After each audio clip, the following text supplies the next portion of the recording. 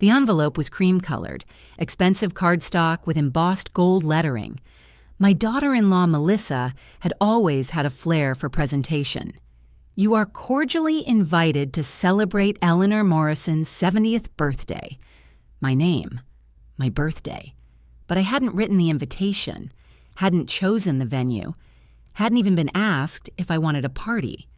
I was standing in my kitchen, the same kitchen where I'd raised 3 children, where I'd baked countless birthday cakes, where I'd hosted every holiday dinner for 40 years, and I was staring at an invitation to my own birthday party like I was just another guest. "Isn't it beautiful, Mom?" My son David's voice came from behind me. He'd let himself in with his key, something he'd been doing more frequently since his father died 2 years ago. Melissa spent weeks planning this. She rented out that Italian restaurant downtown, the fancy one, reserved the whole back room. I looked at the invitation again. The date was correct, May 15th, my actual birthday. The time, 6 p.m., dress code, semi-formal. "She didn't ask me," I said quietly. "What?" "Melissa didn't ask if I wanted a party, or what kind of party, or where, or who to invite." David laughed, that dismissive sound I'd been hearing more often lately. "Mom, it's a surprise party. That's the whole point. You're not supposed to know about it." "But I'm holding the invitation." "Well, yeah, we had to tell you eventually so you'd show up." He grabbed an apple from my fruit bowl, took a bite. "Come on, Mom. Be grateful. Melissa's doing something nice for you." Grateful. I turned the word over in my mind. Was I supposed to be grateful that my own family was throwing me a party without my input? Grateful that I was being told, not asked, how I'd celebrate 7 decades of life? "Who's invited?" I asked. "Oh, you know, the usual. Family, some of your friends, neighbors. Melissa made the list. She said she wanted to keep it intimate, about 40 people. 40 people. I wondered if she'd invited my book club, or my volunteering friends from the hospital, or my college roommate Sarah, who lived 3 hours away but would absolutely drive up for my birthday. But I didn't ask, because looking at my son's face, cheerful, oblivious, already thinking about something else, I realized he didn't know. He hadn't asked Melissa who was on the list. He'd just assumed she'd gotten it right. "It'll be great, Mom," David said, kissing my cheek on his way out. "Just show up and enjoy yourself. You deserve it." The door closed behind him, and I stood in my kitchen still holding the invitation to my own life event, and I felt something I hadn't felt in a very long time. Invisible. Before we go any further, let me ask you something. Have you ever felt invisible in your own family? Like your opinion doesn't matter anymore? If this is hitting home, hit that like button right now and subscribe, because what happens next at this birthday party, let's just say Eleanor wasn't going to stay invisible for long. Now back to the story. Let me tell you about my family. My husband Richard died 2 years ago after 45 years of marriage. Heart attack. Sudden. Devastating. We'd been planning to travel more. Finally do all the things we'd put off while raising kids and building his accounting practice. And then he was gone, and I was alone in a house that suddenly felt too big. We had 3 children. David, the oldest at 42, married to Melissa. Then Jennifer, 39, married to Tom. And finally Marcus, 35, still single, living in California working in tech. David and Melissa lived 15 minutes away. 3 kids, my grandchildren, Emma, 12, Josh, 10, and baby Lily, 2. David was a lawyer, successful, busy. Melissa didn't work. She was a full-time mother, which apparently meant she had time to plan elaborate parties for other people without asking their opinion. Jennifer and Tom lived across town. 2 kids, Sophie, 8, and Michael, 6. Jennifer was a pediatrician. Tom taught high school. They were busy, stretched thin, but they called every Sunday. Always. Marcus called from California once a month, sent generous birthday and Christmas gifts, and felt guilty about being so far away. I told him not to worry. He had his life. But after Richard died, the dynamic shifted. David started making decisions for me. Mom, you should downsize. Mom, you need to update your will. Mom, have you thought about those retirement communities? The nice ones, not the nursing homes. He meant well, I think. But somewhere along the way, I stopped being his mother and started being his project. And Melissa had opinions about everything. What I should wear, how I should spend my time. Why didn't I join the country club? Why did I still volunteer at the hospital when I could be spending time with the grandchildren? Had I considered Botox? I'd tried to be diplomatic, to appreciate that they cared, to not rock the boat, but the invitation in my hand, cream-colored, expensive, for a party I didn't want at a restaurant I'd never been to, felt like the final straw. I was 70 years old. I'd raised 3 children, buried a husband, built a life. And somehow I'd become a passenger in my own story. The week before the party, Melissa came by unannounced. This was happening more frequently.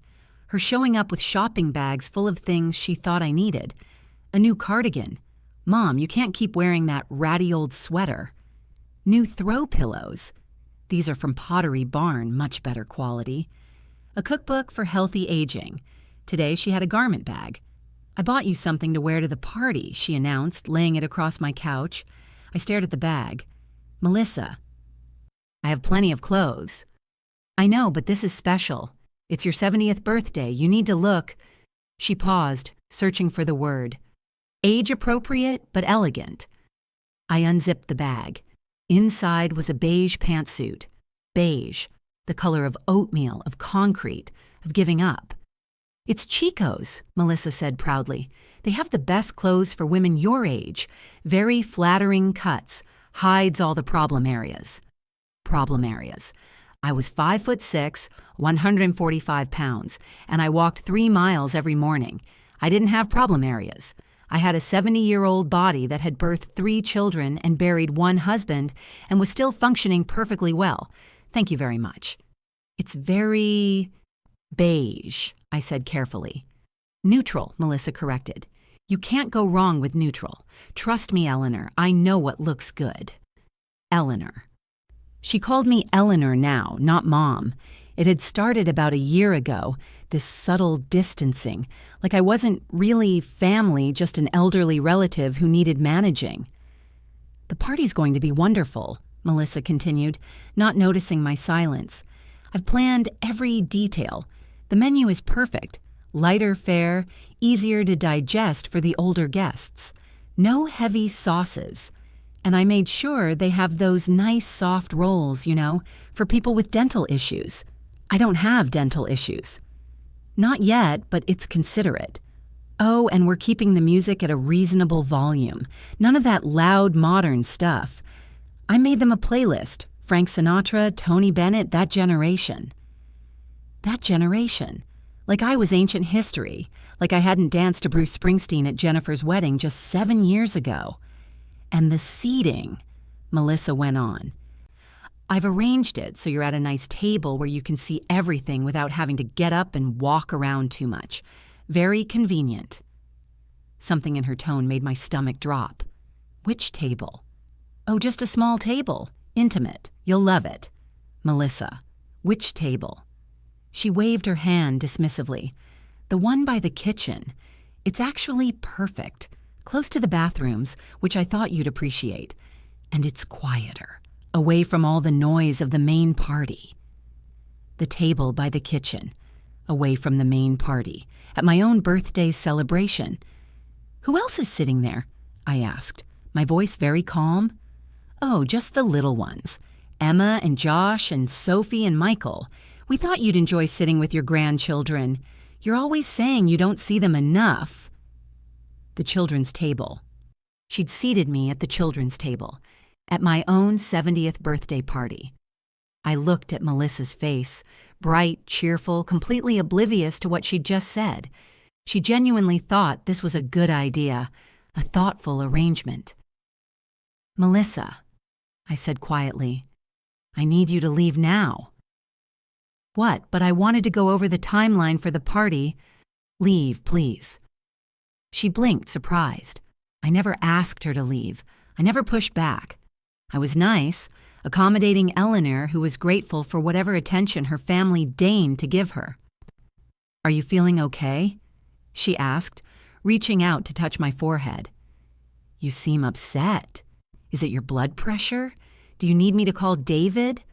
I stepped back from her hand. "I'm fine. I just need some time alone." She gathered her purse, clearly confused. "Well, okay, but Eleanor, don't forget about the dress. Make sure you try it on before the party.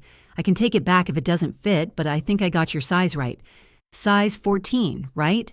Or maybe 16 to be safe." I was a size 10. After she left, I sat on my couch in my house that Richard and I had bought 40 years ago, and I looked at the beige pantsuit hanging on my closet door, and I made a decision. I started with Jennifer. "Mom, hi, I was just about to call you. Sophie's been asking if you can come to her piano recital next week."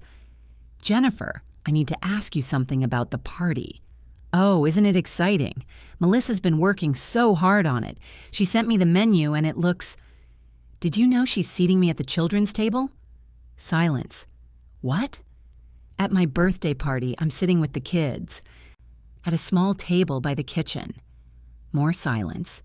Then, "That can't be right. Mom, that doesn't make sense." She told me herself. Said she thought I'd enjoy sitting with my grandchildren. I heard Jennifer talking to someone in the background. Tom, probably. Then she came back on. "Mom, that's insane. Did you tell David?" "David's been deferring to Melissa on everything. He won't push back." "Well, I will." Jennifer's voice had that steel I recognized from her childhood when she'd stood up to bullies on behalf of her younger brother. "This is ridiculous. It's your party. You should sit at the head table, front and center." "There's more," I said. And I told her about the beige pantsuit, the age-appropriate menu, the reasonable volume music, the guest list I'd never seen. "Mom," Jennifer said when I finished, "why haven't you said anything? This has been going on for months, hasn't it? The managing. I didn't want to cause problems." "You're not causing problems.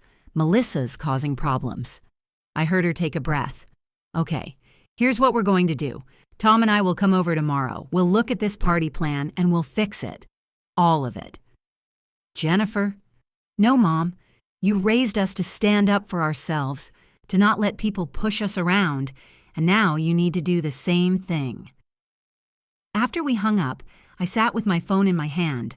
Jennifer was right. I'd taught my children to have boundaries, to speak up, to not accept treatment that diminished them. When had I stopped following my own advice? I called Marcus in California. He answered on the third ring, sounding distracted. "Mom, everything okay?"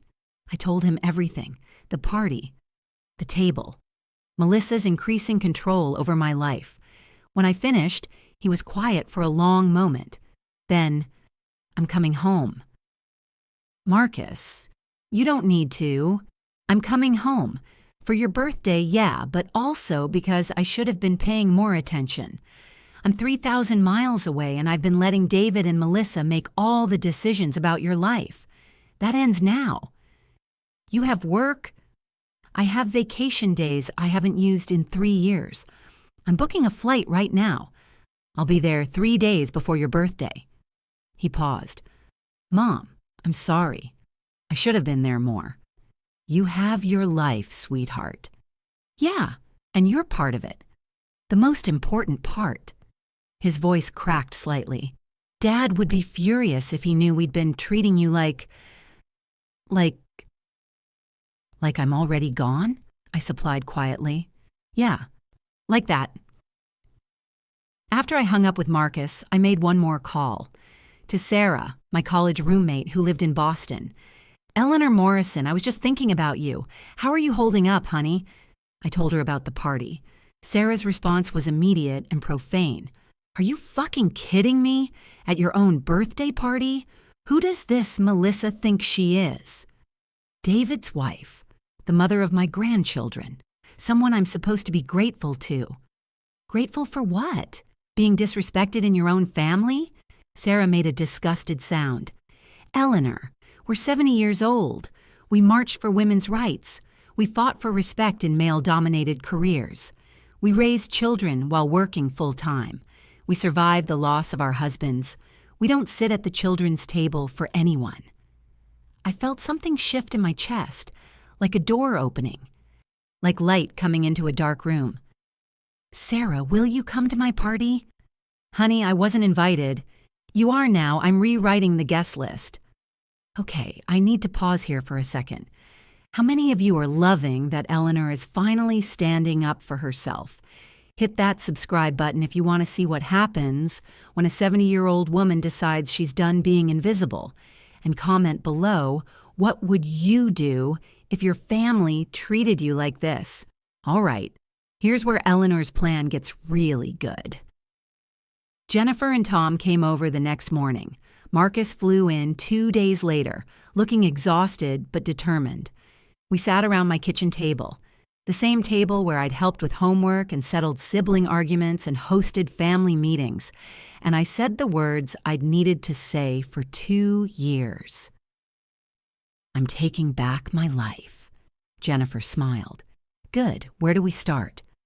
I pulled out a notepad. First, the party. I'm rewriting everything. But Melissa already booked the restaurant, Tom said. Already sent invitations. Then we'll send new ones to the people I actually want there. Marcus grinned. Hell yes, who's on the real guest list? I started writing, Sarah from college. My book club, all 8 women. My volunteering friends from the hospital. My neighbors, the Hendersons. My old coworker. Patricia Richards' sister, Anne, who Melissa hadn't invited because they didn't get along. My yoga instructor. The woman who runs the coffee shop where I read every Sunday morning, Father Michael from church, who'd counseled me through Richard's death. What about David and Melissa? Jennifer asked carefully. I looked at my 3 children sitting around my table. They're invited, but they don't get to plan it. They don't get to control it. They're guests like everyone else. And the seating? Marcus asked. I sit at the head table with Sarah, Patricia, Anne, and anyone else I choose. The children have their own table, actually for the children, and David and Melissa can sit wherever they'd like, as long as it's not in charge. Tom was taking notes. What about the venue? I'm canceling the restaurant. We're having it here. Everyone looked around my house. Here? Jennifer asked. This is my home, the home Richard and I built. Every memory that matters to me happened in this house. If I'm celebrating my life, I'm doing it here. Melissa's going to lose it, Marcus said, but he was smiling. Probably, I agreed. And that's her problem, not mine. I called Melissa that afternoon. Eleanor, did you try on the dress? I was thinking about accessories. Melissa, I'm canceling the party. Silence. What? The party at the Italian restaurant. I'm canceling it. You can't cancel it. It's already planned. I've sent invitations. I'm aware. I'm sending new invitations to a different party. At my house, with my guest list. Eleanor, that's not... You can't just... I've been planning this for months. You've been planning what you wanted. You never asked me what I wanted.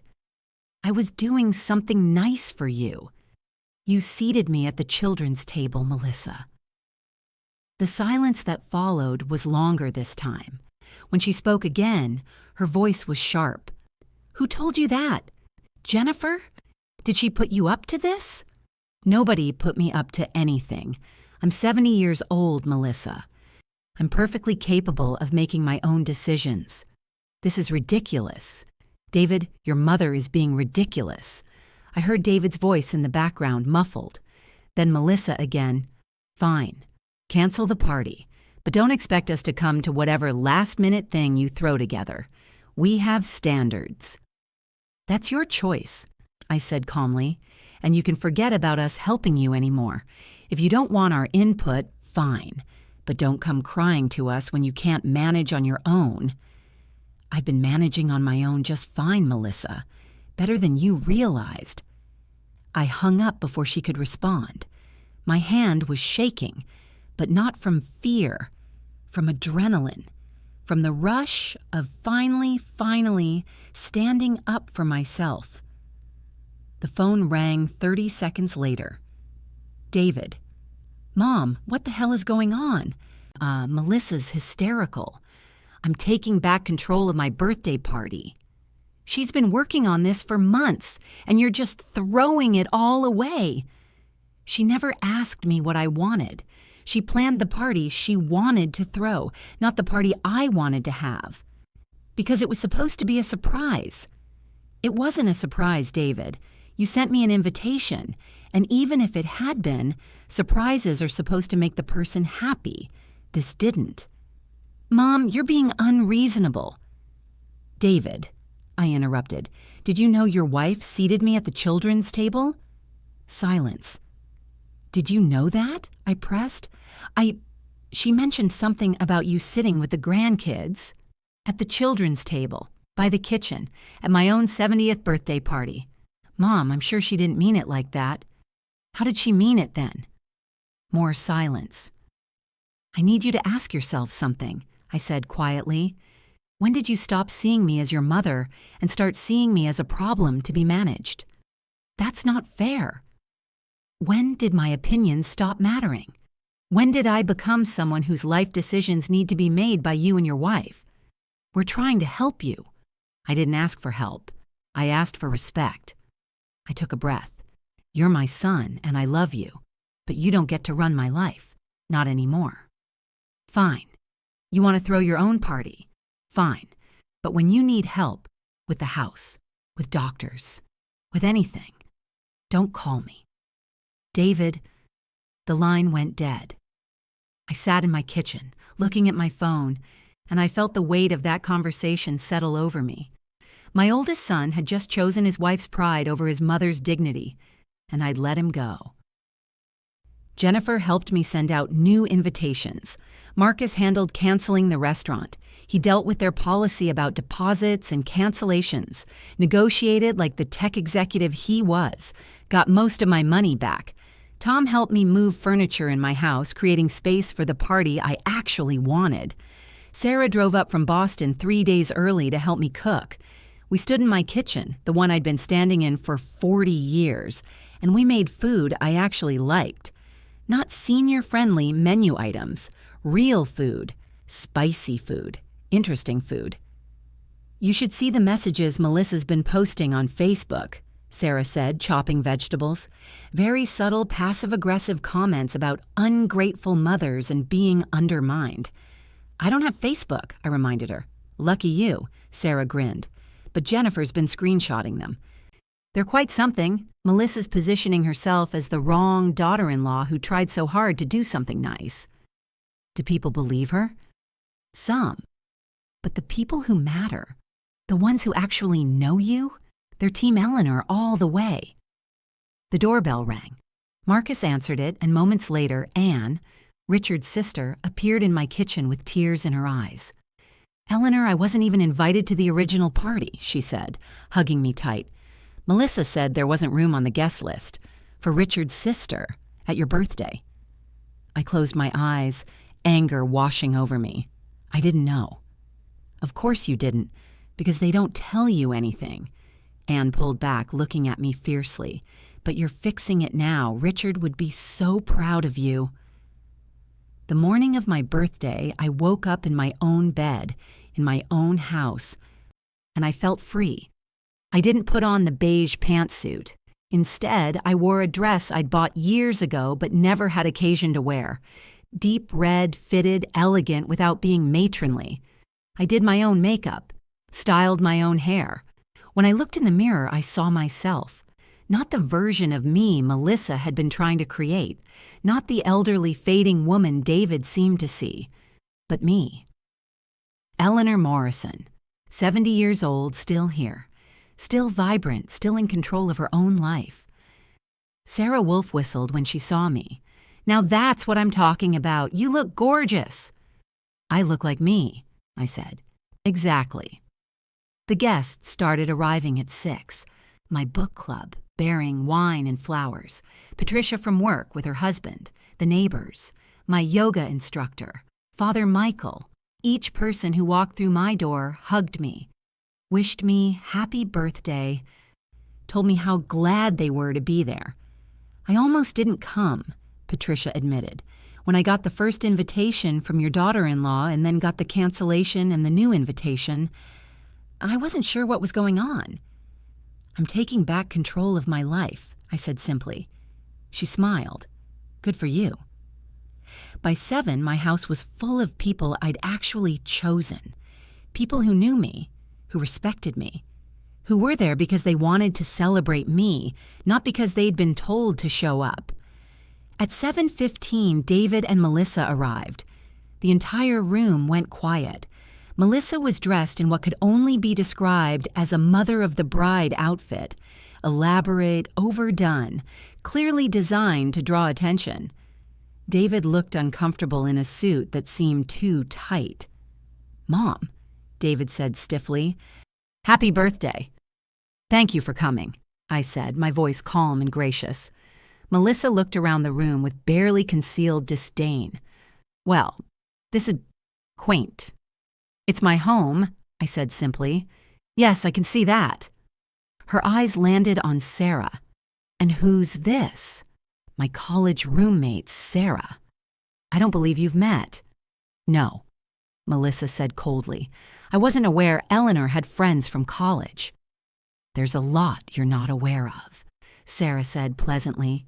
The tension could have been cut with a knife. Jennifer appeared at my elbow. "Mom, should we serve dinner? Everyone's here." Everyone except Emma, Josh, and Lily. I noticed their absence immediately. "Where are the children?" I asked David. "With a babysitter," Melissa answered. "We weren't sure this party would be appropriate for them." "Not appropriate, because I dared to make my own decisions." "That's unfortunate," I said. "I would have liked to see them." "Well, they would have liked to come to a proper party," Melissa said, her voice sharp now. "Not this last-minute gathering." "Okay, I need you to pause and hit that like button if you're on Eleanor's side right now, and drop a comment. What would you say to Melissa at this moment? Because what Eleanor does next, it's absolutely perfect. Hit subscribe so you don't miss how this ends. All right, back to the birthday party. We served dinner. Real food, delicious food, the kind I'd wanted. People laughed, told stories, celebrated. David and Melissa sat at a table in the corner, barely speaking to anyone, eating the food that Melissa clearly thought was beneath her standards. After dinner, Marcus stood up and clinked his glass. "Everyone, if I could have your attention, I'd like to say a few words about my mother." The room quieted. "When I was growing up," Marcus began, "my mom was the strongest person I knew. She managed 3 kids, helped Dad build his business, volunteered at our schools, ran the household, and somehow still found time to make each of us feel like we were the most important person in the world." People nodded, smiling. "After Dad died," Marcus continued, his voice growing more serious, "I think we all assumed Mom would need more help, more support, more managing." I saw David shift uncomfortably. "But we were wrong," Marcus said, looking directly at me. "Mom didn't need managing. She needed respect. She needed to be asked what she wanted, not told what was best for her. She needed to be seen as the capable, intelligent, independent woman she's always been." "Marcus," David started. "I'm not finished," Marcus said firmly. "This party, the original one, was planned without asking Mom what she wanted. She was going to be seated at the children's table, at her own 70th birthday party." Gasps from around the room. Patricia's mouth fell open. Anne's hand went to her chest. "The guest list didn't include people Mom actually cared about," Marcus continued. "The menu was chosen based on what someone else thought was appropriate for her age. Even the dress she was supposed to wear was picked out by someone else." Melissa's face was bright red. "This is completely inappropriate." "You know what's inappropriate?" Sarah stood up, treating a 70-year-old woman like she's incompetent, like she can't make her own decisions, like she should be grateful for whatever scraps of dignity you're willing to give her. "This is a family matter," Melissa hissed. "You made it a public matter when you sent out invitations to a party Eleanor didn't want," Sarah shot back. "Everyone," I said quietly, and the room fell silent. "Thank you for the support, but I'd like to say something." I stood up, smoothing down my red dress, and looked around the room at all these people who'd come to celebrate with me. "For the past 2 years since Richard died, I've been trying to be easy," I said. "Easy to manage, easy to plan for, easy to deal with. I didn't want to be a burden. I didn't want to cause problems." I paused, gathering my thoughts. But somewhere in trying to be easy, I became invisible. My opinions stopped mattering. My preferences were dismissed. I was being managed like a problem to be solved instead of a person to be loved. David was staring at his plate. "So I made a choice," I continued. "I chose to be seen, to be heard, to take back control of my own life. This party," I gestured around the room, "this is that choice. These are the people I chose. This is the food I chose. This is the home I chose. Me. Not someone deciding for me." I looked directly at David and Melissa. I love my family, all of them. But love doesn't mean letting people diminish you. It doesn't mean accepting disrespect in the name of keeping the peace. And it doesn't mean sitting quietly at the children's table while other people celebrate your life without you. The room was absolutely silent. "So here's what's going to change," I said, my voice steady and strong. "From now on, I make my own decisions about my house, my health, my social life, my everything. You're welcome to offer advice, but only when I ask for it. You're welcome to be part of my life, but only if you treat me with the respect I deserve." I picked up my wine glass. "To the next chapter," I said, "on my terms." "To Eleanor," Sarah called out, raising her glass. "To Eleanor," the room echoed.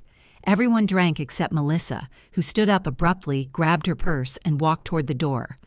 "Melissa," David started. "If you're staying without me," she said coldly. "I won't be disrespected in front of these people." "You disrespected my mother first," David said quietly. Melissa froze. "You planned her party without asking her," David continued, standing up. "You seated her at the children's table. You invited people she didn't even know and excluded people she loved. You treated her like a problem instead of a person." His voice cracked. "Dad would be ashamed of me for letting it happen." Tears were streaming down his face now. "I'm so sorry, Mom," he whispered. "You were right. I stopped seeing you as my mother and started seeing you as something to manage. And that was wrong." I walked over to him, this man who was my son, who'd hurt me, but who I still loved, and I hugged him. "I forgive you," I said quietly, "but it has to change." "It will," he promised. "It will." Melissa stood at the door, her face a mask of fury and humiliation. "David, we're leaving." David looked at his wife, then at me, then back at his wife. "No," he said. "I'm staying. You can leave if you want." Melissa's face went white. "You're choosing her over me?"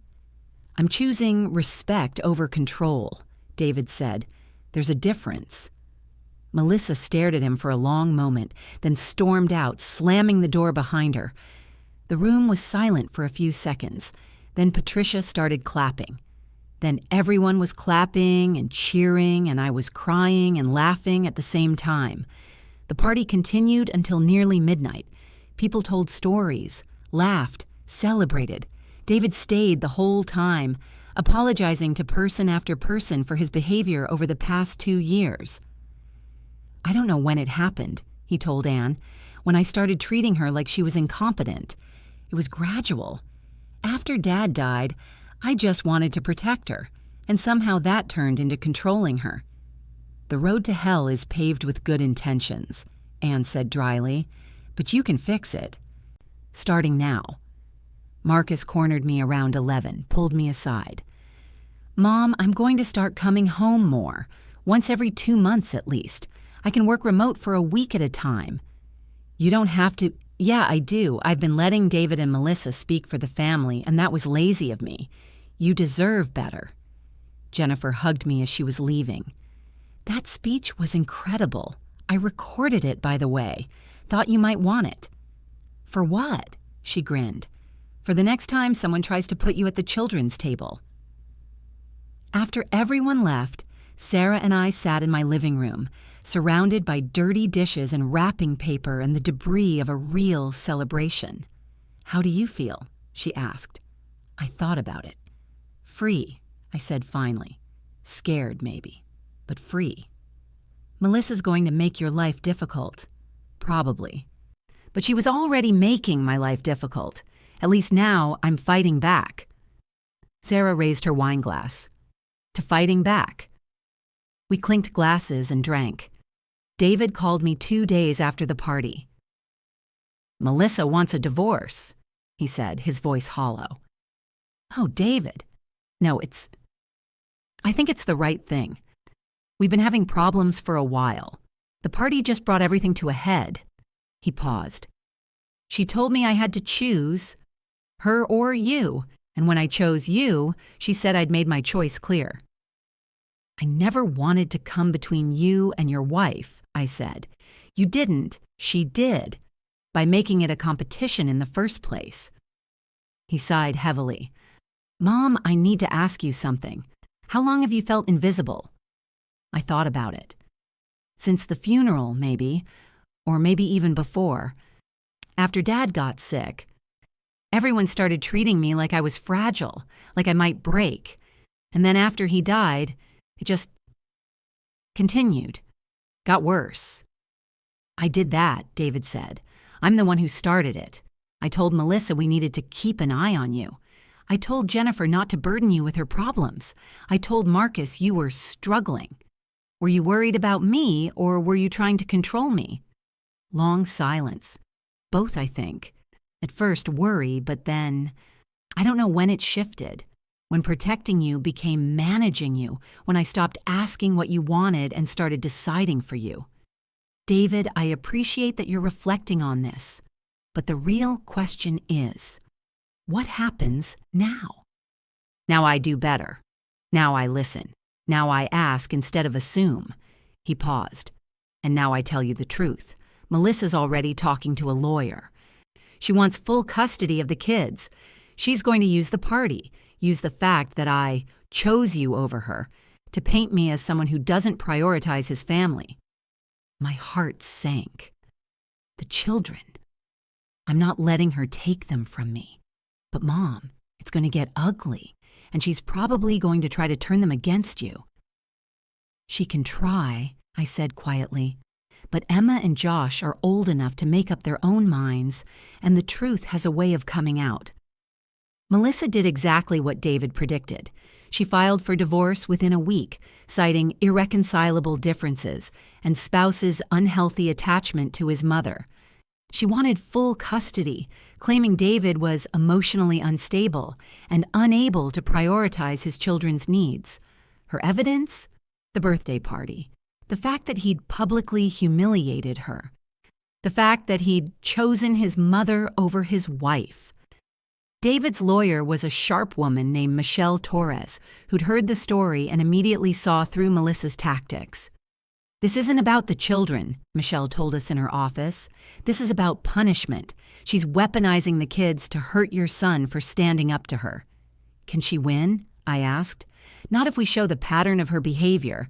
Not if we demonstrate that David's decision at the party was about standing up to controlling behavior, not about choosing you over his family." The hearing was set for 6 weeks after the party. In those 6 weeks, Melissa did everything she could to poison the children against their father and against me. She told Emma that Grandma had ruined the family, that I was selfish and manipulative, that Daddy had abandoned them by siding with me. But Emma was 12, not stupid. "Grandma," she said when she called me one night from Melissa's house, whispering so her mother wouldn't hear. Mom keeps saying you ruined everything, but you just wanted your own birthday party, right? What's wrong with that? Nothing's wrong with that, sweetheart. That's what I thought. Mom's being weird about it.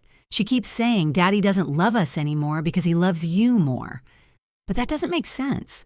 He can love both of us. Of course he can. Mom said you sat at the children's table at your party and you were fine with it. But Josh heard her on the phone with Aunt Karen and she was talking about how she planned for you to sit there. So she lied, right? Smart girl. Your mom and I had different ideas about what my birthday party should be. Yeah, I get that, but Grandma, it's your birthday. Shouldn't you get to decide? That's what I thought too.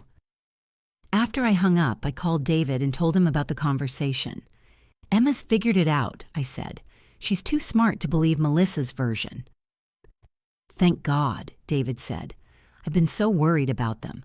Melissa won't let me see them except for the court-ordered visitation. 2 hours twice a week supervised by her mother. That's not right. Michelle says it's temporary, until the custody hearing. But Mom, I miss them. I miss tucking them in. I miss helping with homework. I miss being their dad. You're still their dad, and in 6 weeks the judge is going to see that. 3 weeks before the hearing, Emma did something incredibly brave. She sent me screenshots, text messages between Melissa and her sister Karen, text messages between Melissa and her mother, text messages between Melissa and her friends, all of them about me, about David, about the party. Melissa to Karen. I spent months planning that party and she threw it back in my face. Ungrateful bitch. Melissa to her mother. David's so weak, he actually chose his mother over me. What kind of man does that? Melissa to her friend Ashley. I'm going to make sure he never sees those kids without me there. He wants to side with Eleanor? Fine, but he's going to pay for it. And the worst one, Melissa to Karen. I'm going to tell the judge Eleanor's senile, that she's manipulating David, that she's not safe around the kids. Whatever it takes. I called David immediately. She's planning to claim I'm senile, I said. To use that in court. On what basis? On the basis that she's willing to lie to win. David was quiet for a moment, then, send those screenshots to Michelle. All of them. David, Emma sent these to me. If we use them in court, Melissa will know Emma's the source. Emma sent them because she wants the truth to come out. She's old enough to understand what she's doing, and Michelle can protect her. I forwarded everything to Michelle Torres. She called me 30 minutes later. Mrs. Morrison, this is gold. These messages show premeditation to deceive the court. They show parental alienation tactics. They show that her custody claim is retaliatory, not about the children's best interests. Will Emma have to testify? Probably not. The messages speak for themselves, but I will need to depose Melissa about them. This changes everything. Michelle deposed Melissa 2 weeks before the hearing. David wasn't allowed to be present, but Michelle recorded it and played portions for us afterward. Michelle. Mrs. Morrison, do you recognize these text messages? Melissa. I don't know what you're talking about. Michelle. These messages from your phone number to your sister Karen. Let me read one. I'm going to tell the judge Eleanor's senile. Did you write that? Melissa. That was taken out of context. Michelle. What context makes claiming someone is senile when they're not acceptable? Melissa. I was upset. I was venting. Everyone says things they don't mean when they're upset. Michelle. So you didn't mean it when you said you'd make sure he never sees those kids without me there? Melissa. I was protecting my children. Michelle. From their father, the man with no history of abuse, neglect, or inappropriate behavior, what exactly were you protecting them from? Melissa. From his mother's influence. Eleanor is manipulative. She turned David against me. Michelle. How did she do that? Melissa. She changed her party plans. She made it seem like I was being unreasonable. Michelle, her party plans for her 70th birthday. She changed her own party plans?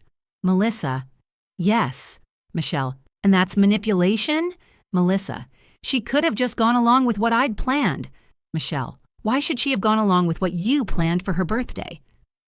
Silence. Michelle, Mrs. Morrison, where were you planning to seat Eleanor at the original party? Melissa, I don't remember. Michelle, you told her she'd be sitting at a table with the children by the kitchen at her own birthday party. Is that correct? Melissa, that was so she could spend time with her grandchildren. Michelle, at the children's table. Melissa, it wasn't meant to be disrespectful. Michelle, how was it meant to be taken? No answer. When the recording ended, David sat back in his chair, looking emotionally drained. She can't even admit it, he said. Can't admit that she was wrong, that she disrespected you, that this whole thing started because she wanted control and you refused to give it to her. Some people can't admit when they're wrong, Michelle said. Their ego won't allow it, but the court will see through it. Trust me. The custody hearing was held on a Wednesday in late June. I sat in the courtroom, in the back, watching as lawyers presented their cases, as Melissa took the stand and portrayed herself as a devoted mother whose husband had abandoned his family for his mother's ego. Then David testified, calm, measured, honest. I don't deny that I chose to stay at my mother's party when my wife wanted to leave, he said. But it wasn't about choosing my mother over my wife at my own birthday. They sat me at the children's table. So I rewrote the guest list for life. It was about standing up to behavior that had become controlling and disrespectful. Can you elaborate? The judge asked. My wife planned my mother's 70th birthday party without any input from my mother. She chose the venue, the menu, the guest list, the seating arrangements, and when my mother expressed concern about some of those choices, my wife dismissed her, told her to be grateful. And the seating arrangement? David took a breath. My wife seated my mother at the children's table, at her own birthday party. When I realized what was happening, what had been happening for months, this pattern of diminishing my mother, treating her like she was incompetent, I had to take a stand. And your wife saw this as choosing your mother over her? Yes, Your Honor, because she saw it as a zero-sum game. Either I agreed with everything she decided, or I was against her. There was no room for my mother's autonomy, no room for my mother's preferences. The judge listened carefully, taking notes. Then Michelle presented the text messages. The courtroom was quiet as the judge read through them.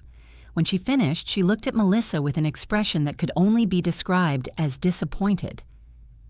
Mrs. Morrison, the judge said, these messages indicate that your custody petition is motivated by a desire to punish your husband, not by concern for your children's welfare. That's not true. You explicitly state that you intend to prevent him from seeing the children. You discuss making false claims about his mother's mental capacity. You describe this as making him pay for his choices. Melissa's face went pale. Furthermore, the judge continued, the incident that precipitated this divorce, your husband's decision to support his mother's autonomy regarding her own birthday celebration, does not demonstrate any unfitness as a parent. In fact, it demonstrates exactly the kind of character we hope to see in parents, standing up for those who are being mistreated, even when it's difficult. The judge set down the documents.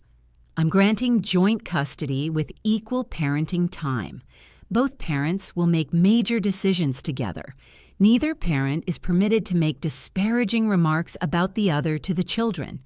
And Mrs. Morrison, I'm ordering you to attend co-parenting classes because your behavior leading up to and during this proceeding suggests a fundamental misunderstanding of what's in your children's best interests.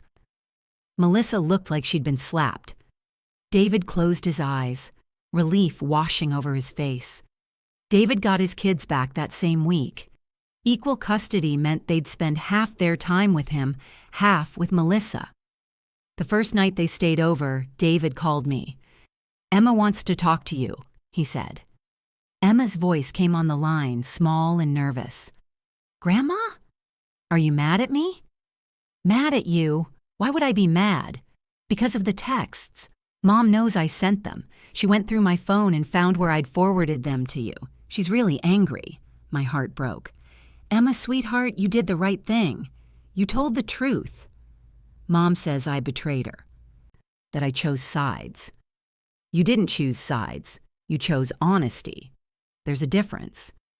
She's not talking to me much now. She's not mean or anything. She just acts like I'm not there. The silent treatment. A classic manipulation tactic. "Emma, listen to me.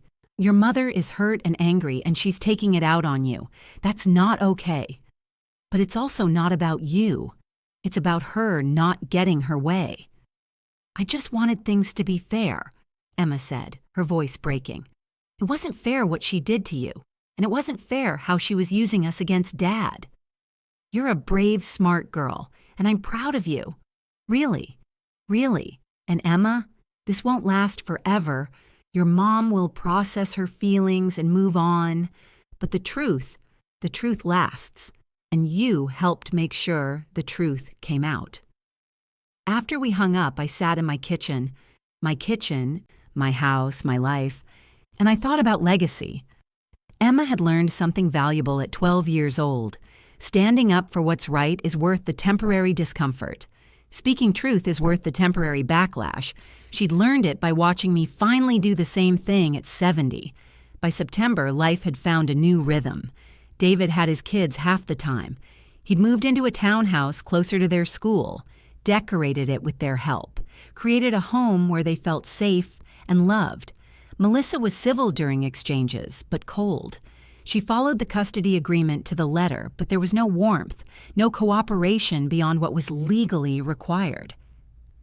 "She's going through the motions," David told me, "being a perfect parent on paper while making it clear she'll never forgive me." "Maybe forgiveness isn't the goal," I said. "Maybe the goal is just learning to coexist. Is that enough?" I thought about Richard, about the marriage we'd had, about the partnership we'd built over 45 years.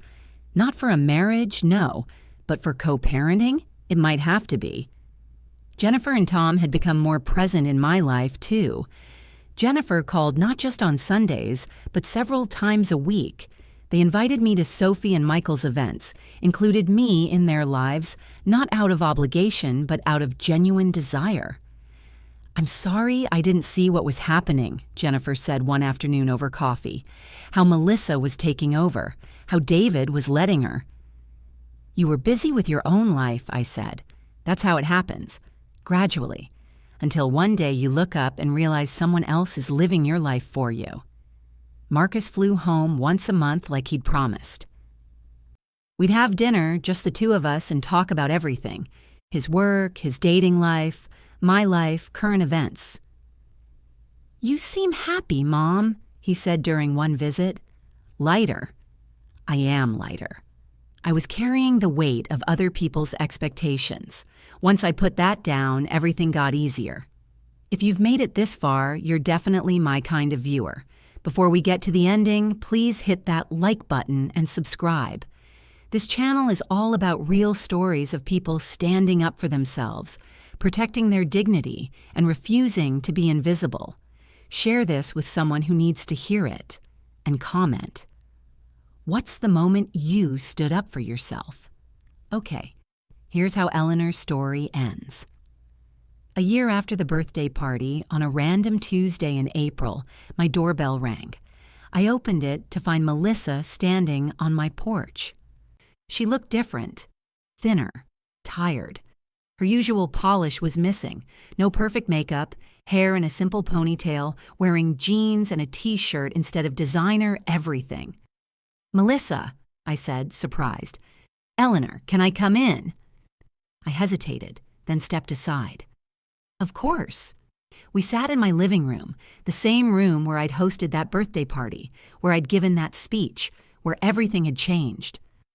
I'm not here to apologize, Melissa said immediately. I mean, I am, but that's not the only reason. I waited. Emma's been asking to see you, without me monitoring it. She wants to have sleepovers here like she used to, and I've been saying no, but... Melissa looked down at her hands. My therapist says I'm being controlling, that I'm using the kids to punish David and by extension, you. Your therapist is right. Melissa flinched, but nodded. Yeah, I'm starting to realize that. She looked up at me.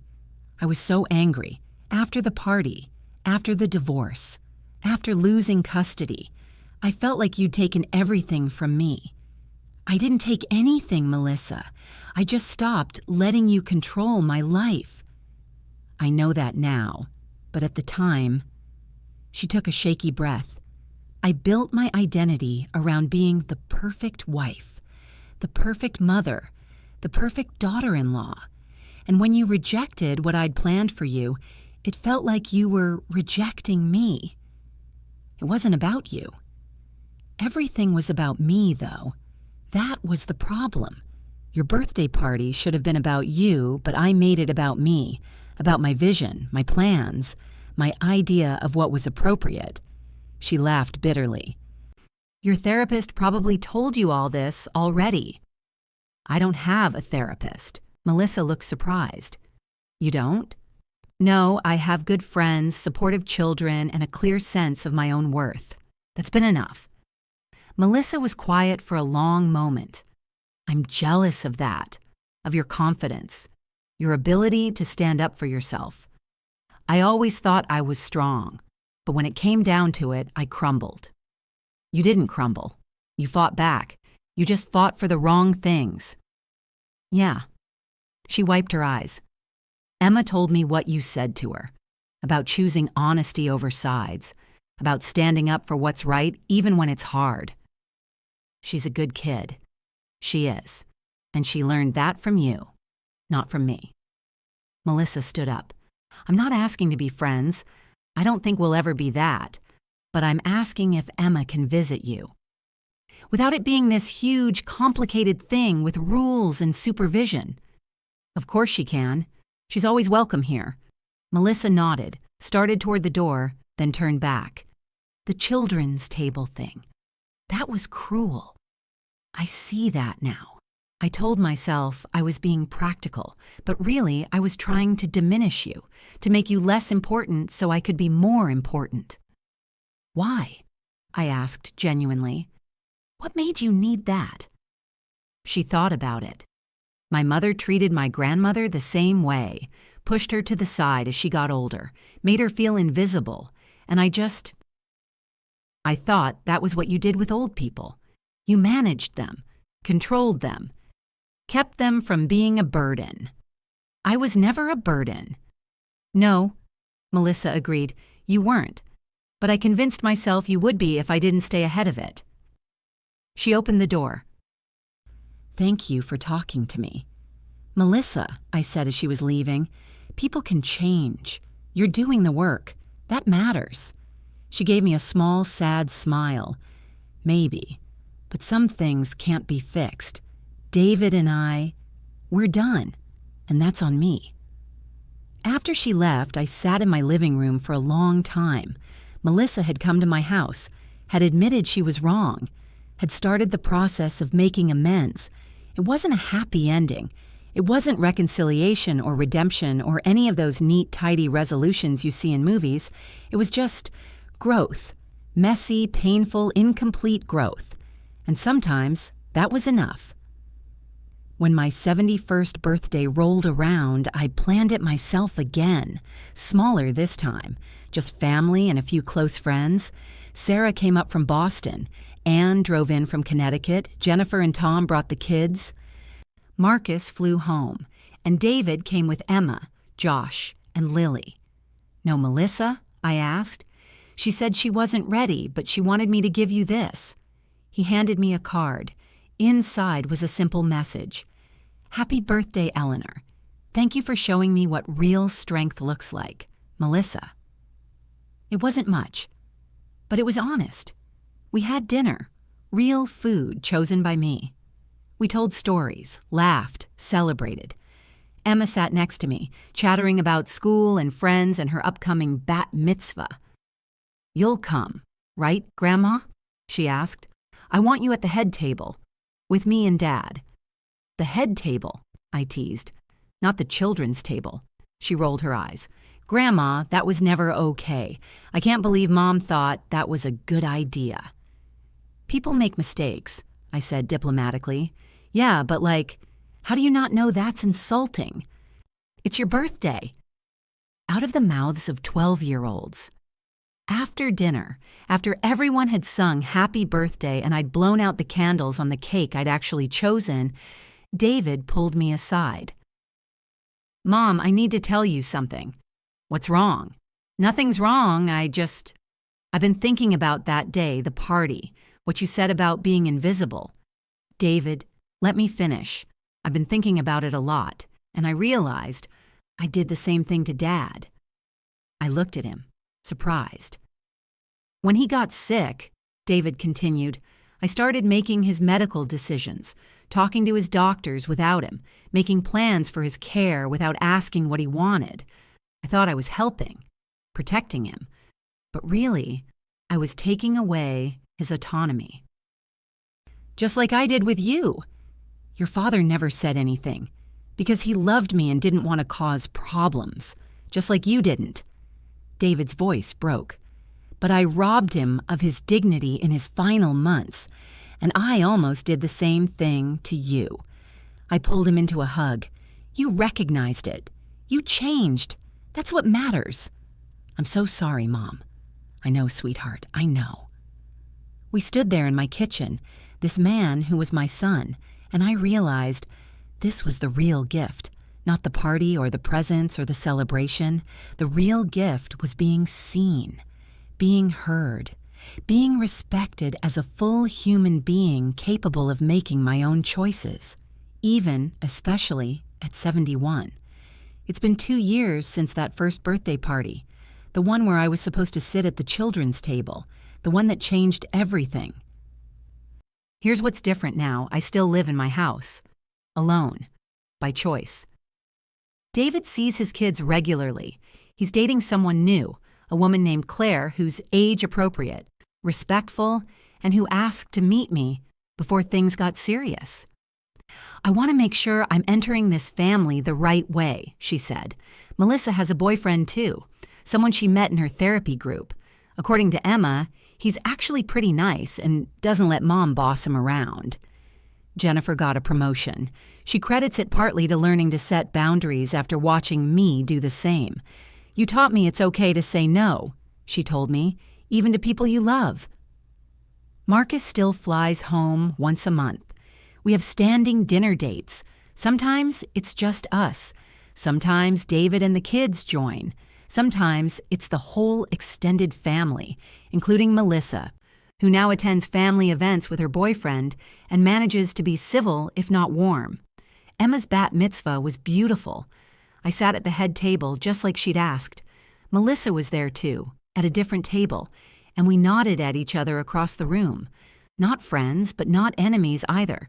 Just two women who'd learned hard lessons about control and respect and letting go. I still get invitations to events I didn't plan, but now they come with a question. Would you like to come? No pressure if it's not your thing. I still get advice I didn't ask for, but now when I say, thanks, but I'll handle it my way, people actually listen. I still have moments of doubt, of wondering if I was too harsh, if I should have just gone along with Melissa's original plan, if keeping the peace would have been easier. But then I remember I was going to sit at the children's table at my own birthday party, and everyone thought that was fine. And I remember, easy isn't the same as right. Someone asked me recently what I'd learned from the whole experience, from standing up for myself, from rewriting my guest list, from taking back control of my life. Here's what I told them. 1. Being easy to deal with isn't the same as being loved. For 2 years, I'd bent over backward to be easy, low maintenance, no trouble. And it didn't make people love me more. It made them respect me less. 2. Your age doesn't determine your worth. At 70, 71, 72, I'm still a complete person, still capable, still deserving of respect and autonomy and the right to make my own decisions. Getting older doesn't mean giving up your right to live your life on your own terms. 3. Standing up for yourself might cost you relationships. Melissa and I will never be close. David and I went through a painful period of distance and rebuilding. Some people might never forgive you for refusing to be controlled, and that's okay. The relationships you lose by standing up for yourself weren't healthy relationships to begin with. 4.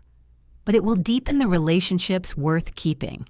Jennifer and I are closer now than we've ever been. Marcus makes time for me in ways he didn't before. David learned to see me as a person, not a problem. Emma learned what self-respect looks like. These relationships got stronger because I set boundaries. 5. It's never too late. I was 70 years old when I finally stood up for myself. 70. I'd spent most of my life being accommodating, being flexible, being nice, and I changed anyway. It's never too late to start respecting yourself, to start demanding the respect you deserve. 6. Small disrespects lead to big ones. It started small.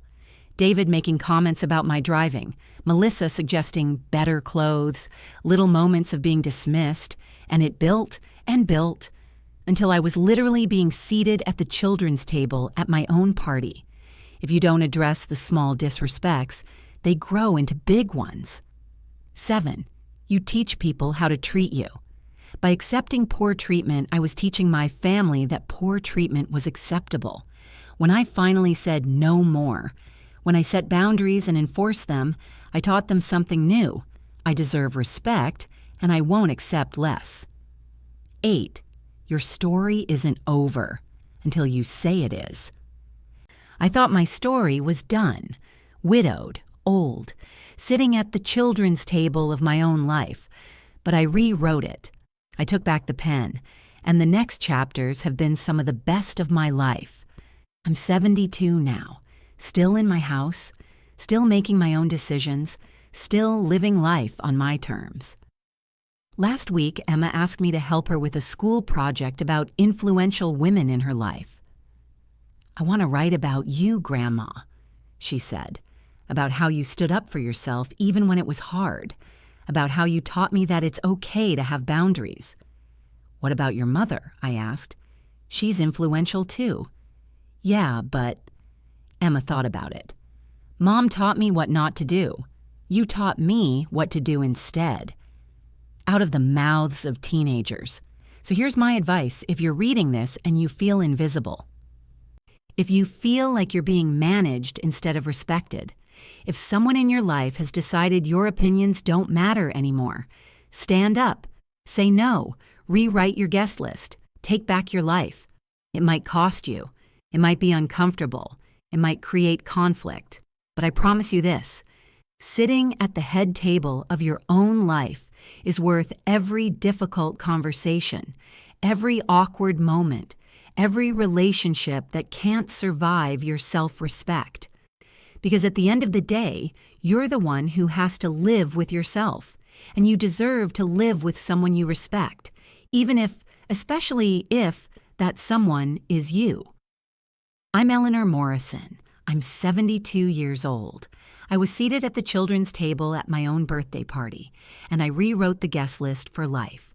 Thank you so much for staying with Eleanor's story until the very end. If this resonated with you, if you've ever felt invisible, ever been dismissed because of your age, ever had to fight for basic respect in your own family, please hit that like button.